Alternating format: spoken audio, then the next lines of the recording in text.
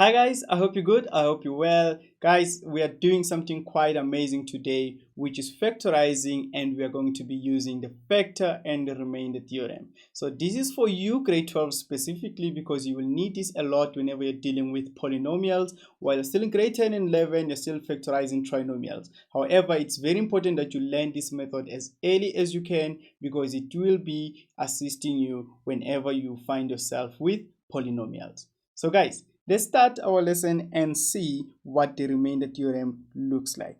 So what I have for you right now is something quite simple that you've seen before. If you have 7, you can write it in the form of 2 times 3 plus 1. However, before we actually arrive to that, this is what we had. So if you had a question that says divide 7 by 2. So if you want to divide 7 by 2, yes, you will get a value 3.5, right? However, we want to write this whole thing in whole numbers, and how do we write it? So if we want to write 7 divided by 2, we can easily now break it down in that form. So yes, I have 2 times 3, which gives me 6, plus a 1, which will be now your remainder. And this is how we name everything that we need here. So 7, which was the number that we were dividing, we call it the dividend. And 2, because it was dividing the 7, we call it the divisor. While 3 was the answer that we found. How many times does 2 go into 7? It goes 3 times. So we call it the quotient. While it goes 3 times, it leaves down 1 as your what? As your remainder.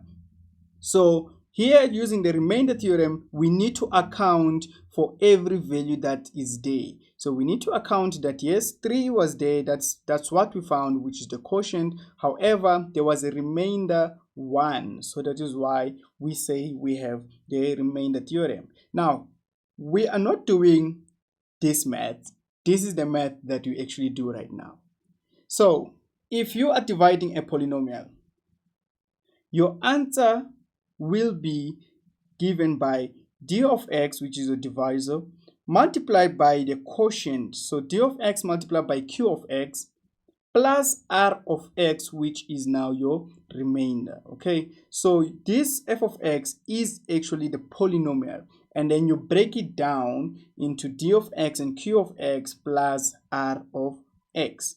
So a polynomial p of x divided by cx minus d gives a remainder of p of d divided by c. So you should get a remainder of the value of d divided by the value of c. And also the value of the remainder r, or you can write it as r of x, is obtained by substituting x equals d divided by c into the polynomial p of x. So it means if you find yourself, let me just take the top part that says cx minus d. So if you have cx minus d and you equate this to 0, so solving for x in this case, it means you need to take d to the other side. So you find yourself with c of x, cx equals d.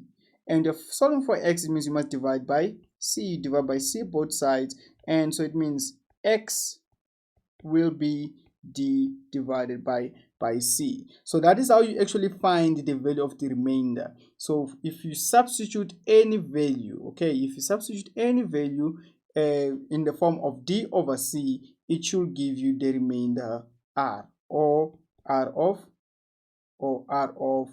x. Okay, so I will be simplifying this to you whenever we are dealing with whenever we do our first example, but I want you to understand first what we have on top there is how we break down a polynomial, and that is how we actually find which remainder will be there. So let's look at our first example. We worked example number 1, which has a straightforward polynomial for you, and also you have a value that you need to try to divide it with.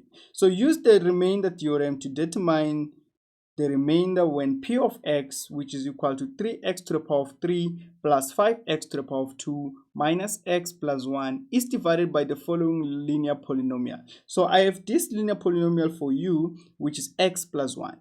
So what we are saying here is we are trying to divide this linear polynomial day. And the rule says if you have c of x minus d, you equate it to 0 and the value of x will be given by d over c. So if it is given by d over c like that, it means what you have there, it is what we call r of x. So the answer that we find there, whenever we substitute it on the polynomial p of x, it is the remainder. So this means that since I have x plus 1, I equate it to 0. And I will have x as negative 1. So it means now I need to substitute x as negative 1 on the polynomial that I have above. So the polynomial p of x, so now I have to find p of negative 1. So it means now on p of negative 1, while the equation is 3x to the power of 3 plus 5x to the power of 2 plus minus x, so that's minus x there, minus x plus 1. I need to substitute in the value of x, I need to substitute in negative 1. So it means now I will have 3, then substitute negative 1 to the power of 3 plus 5, we substitute in negative 1 to the power of 2, and then negative, we put in negative 1 there on the space of x plus 1. So if you simplify this, is going to be 3 multiplied by negative 1 to the power of 3 is going to be negative 1 plus 5, and we are going to have a positive 1 there, minus minus, this is a plus 1 plus 1. So you have yourself negative 3 plus 5 plus 1 plus 1, which is 2 now. So as we narrow this down, you have negative 3 plus 5, which is going to give you a 2 plus 2. There you're going to find yourself with 4. So the value of 4 will be now your remainder. So that is your r of x. So r of x, given that if you're dividing x plus 1 into the polynomial p of x, your remainder will be 4. So guys, that is how you use the remainder theorem. You basically equate the linear polynomial that you have into 0 and you solve for x there and you take that value, substitute in on the original polynomial that you have. The value that you find is called your remainder and can be written in the form of r of x or remainder r. Okay, so I can write it here as r of x or say this is simply remainder r. Now, as we move to the next one, we find ourselves with what we call the factor theorem. So the factor theorem is a bit different now from what we called the remainder theorem previously, because if a value has to go inside any polynomial, it should give you the remainder 0. So it means it divides perfectly. So as it says that if an integer a, so if integer a is divided by an integer b, so we're dividing integer a with integer b, the answer is q with the remainder r equals 0. Then we know that b is a factor of a. This can also be written in this form. So if I divide a over b, if I have a over b and it gives me q plus r, okay? Now remember, it says r must be 0.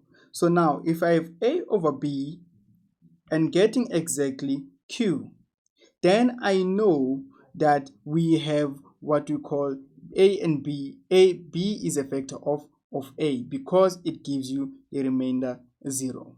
So if the polynomial p of x is divided by cx minus d and the remainder given by p d divided by c is equal to 0, then C of x minus D is a factor of P of x. So for now, guys, it sounds a bit complicated for you to understand what's going on. Now I'm going to put actual numbers, actual polynomials, and we're going to try to find if it has a remainder or not. Okay, so that is why on the next example that we have, it says, using the factor theorem, show that y plus 4 is a factor of g of y 5 to the y to the power of 4 plus 16y to the power of 3 minus 15y squared plus 8y plus 16. So the rule says if you substitute in c of x minus d into that polynomial above there, and your remainder equals 0. Therefore, y equals cx, let me actually write it in this form. So therefore, cx minus d is a factor. Okay, so that is what you're trying to find here. Now let's see if you substitute in that value into the polynomial and see if you're going to find it as a factor. Now let me just erase it here so that we can have space to work on. So now if I want to write y plus 4 equals 0, so solving for y there, it means I will have y being negative 4. So I must substitute in y equals negative 4 into the above polynomial g of y. So if I substitute, if I try to find g of negative 4, this will be 5 negative 4 to the power of 4. You can also be doing this problem there. Just write a polynomial and try to substitute in negative 4 and try to see if you're going to get 0 as your answer. So this is what I'm doing. 5, open the brackets, negative 4 inside the bracket, plus 16, open your brackets, substitute again, negative 4 to the power of 3 minus 15, open your brackets, this is going to be negative 4 again to the power of 2 plus 8, you substitute in negative 4 again, you close your brackets, plus 16. So you have two options. You can punch in this whole thing into your calculator, or you can decide to do it one by one, each part, in trying to find what is the product of 4 multiplied by negative 4 to the power of 4, doing each part piece by piece, but still it will give you the same answer. Okay, so I just did it here. Let me show it on my calculator. I substituted every value. So whenever there is negative 4, whenever I saw y, I will substitute in negative 4, and the answer that we found, that the sum of all of these is 0. So whenever we substituted y equals negative 4 into the above polynomial, we found that the answer is 0. So therefore, guys, we found that your answer is 0. So now you can conclude that therefore y plus 4 is a factor, of g of y, because you found your remainder to be 0. So r of x is 0. So that is how, guys, you conclude, or that is how you use the factor theorem to find if something is a factor. So now, conclusion, remainder versus factor theorem.